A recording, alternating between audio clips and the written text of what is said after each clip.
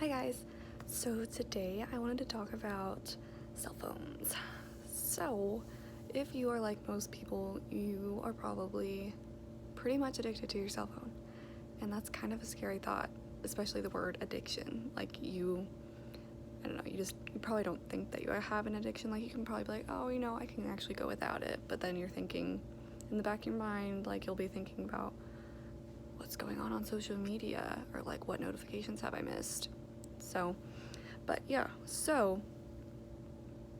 mostly every teen now has a smartphone and they're starting to get them younger and younger, which I think is honestly kind of scary because there's so much stuff on social media that is so easily accessible and should not be seen by young eyes.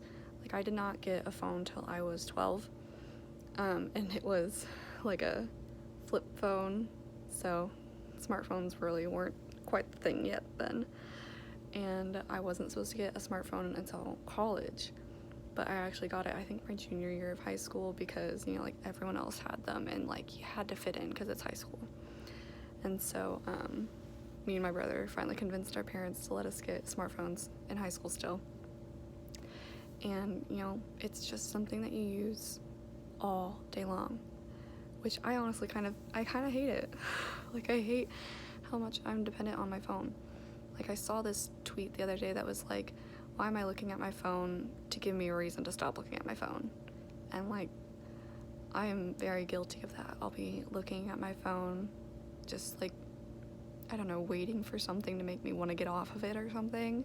I don't know, like, waiting for some kind of social media to motivate me to go do something else rather than look at my phone, and that's really not realistic.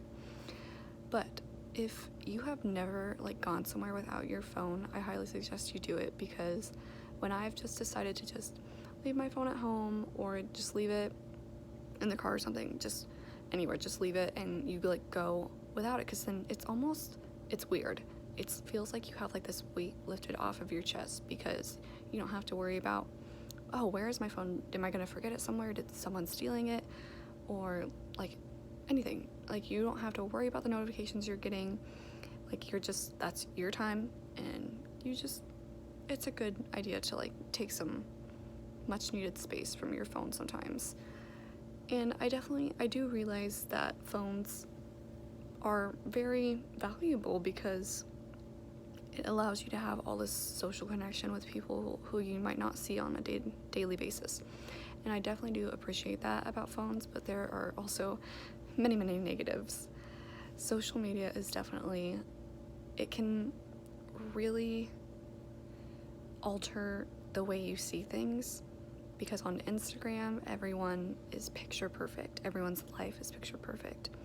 But in reality, that's not the case. I saw this amazing art project on Twitter, and it was this girl who decided to take these Instagram pictures and actually ask the people who had posted them what were they actually thinking when they posted it. And so one of them was this girl in New York, and she was like, "Mama, I made it," in the caption, but then the girl said that her doctor had to prescribe her Xanax just to go on that trip because of how anxious she was. But you wouldn't suspect that because of what she posted in the picture. Like, it looks like she's having a great time. You wouldn't think anything of it. And there was another girl that, like, she just posted a really pretty selfie of herself, but then the girl said that a couple hours before she had just been broken up with and bawling her eyes out. And, you don't see that in the pictures. So, like, there's always something else going on in those pictures. So, like, definitely for me, I'm one to compare myself a lot, especially on Instagram, and so I tend to compare myself and think, oh, why do they have such picture perfect lives, and, like, I feel like mine's a mess. But in reality, like, that's not their real life. I mean, yeah, you have those moments where you might be, like, super, super happy and, like, this is an amazing day, and so, like, you post a picture of that day, but that's not how you are all the time. Like, no one's life is picture perfect. No one is happy all the time, because, like, it's not real. It just doesn't happen. But again, there are totally positives to social media. Like, you get to stay in contact with people, you get to update everyone on your life, like extended family, things you don't, or people you don't see very often. So it's definitely a positive, but I would just be careful about using your phone too much, because it can definitely take away from your personal relationships, especially if you're using it while you're around someone that you care about, because that's gonna portray to them that you don't really value their time or value them as much, because you'd rather be looking at your phone than actually having genuine time with them.